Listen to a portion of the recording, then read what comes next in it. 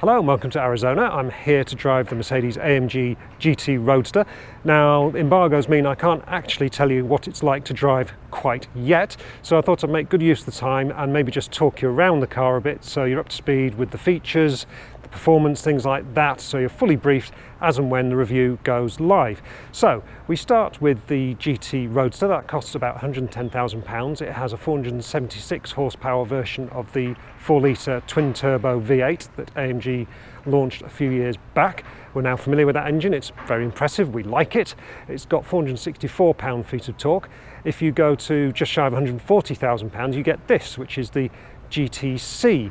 Now this has 557 horsepower, quite a big step up, 501 pound-feet of torque, quite a different calibration to the engine as well. It also gets the four-wheel steering from the GTR, the hardcore coupe that did that amazing Nürburgring lap not so long ago. Very, very rapid car.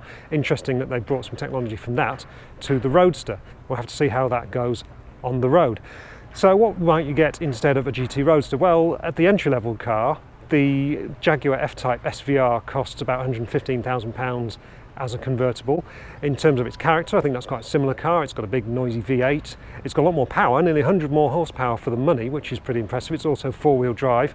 For my money, the Mercedes is perhaps a little bit more exotic. It's got that transaxle layout, the aluminium space frame.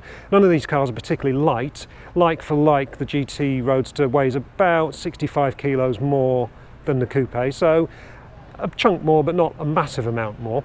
In terms of the GTC, when you get to that kind of £140,000 price point, I think this is probably more aligned with the 911 Turbo Cabriolet.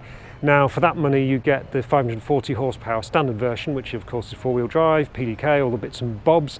If you go to 155 grand, you're in the Turbo S, which has got 580 horsepower, so more than the Mercedes, a load more gadgets and gizmos, but quite a big extra price on top of that. So what's different about this GT Roadster compared with the coupe that we already know and love?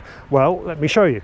Out the front, we have this new, what they call Panamericana grille, which has been rolled out across the GT range now. It's inspired by the 1952 300 SL that won the Carrera Panamericana all those years back very impressively. I think it looks quite cool. It adds a bit more aggression to the front end.